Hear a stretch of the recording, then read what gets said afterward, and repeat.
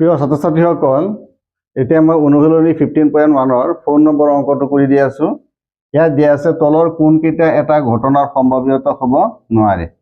এ অপশ্যনত দিয়া আছে 2/3, বি অপশ্যনত দিয়া আছে -1.5, চি অপশ্যনত দিয়া আছে 15%, ডি অপশ্যনত দিয়া আছে 0.7। এতিয়া চোৱা ছাত্ৰ-ছাত্ৰীসকল, প্ৰথমতে মই জানো বা মই তোমালোকক ক'ব ধৰিছোঁ সম্ভাৱ্যতা ঘটনাটোৰ যিটো ঘটনা, এই ঘটনাটোৰ যিটো ফলাফল এইটো সদায় 0ৰ সমান বা 0তকৈ ডাঙৰ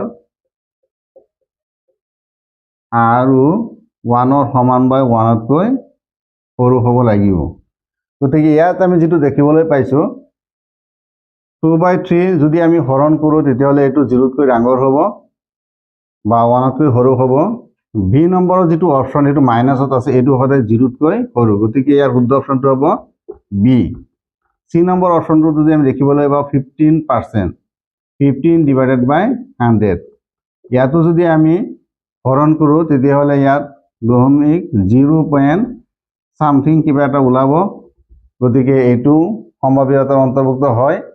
ডি নম্বৰটো 0.7 যিটো আছে এইটো সম্ভাৱ্যতাৰ অন্তৰ্ভুক্ত হয়।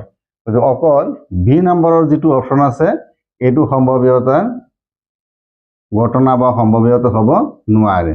ইয়াৰ শুদ্ধ অপশ্যনটো হ'ব বি। এতিয়া মই 5 নম্বৰ অংকটো কৰি দিম। ইয়াত দিয়া আছে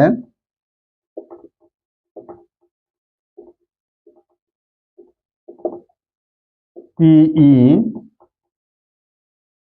equal to 0.05।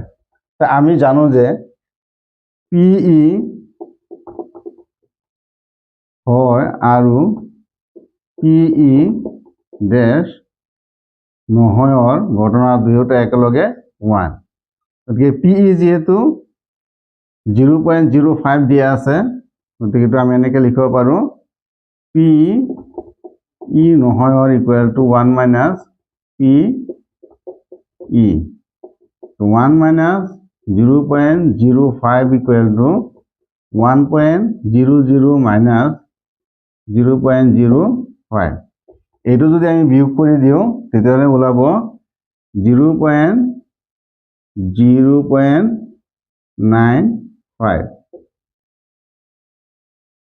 ছাত্ৰ-ছাত্ৰীসকল, এই 4 নম্বৰ আৰু 5 নম্বৰৰ অংক দুটা HSLC এক্সামত কিহবাৰো আহিছে, গতিকে তোমালোকে অলপ মনোযোগ দি চাবা।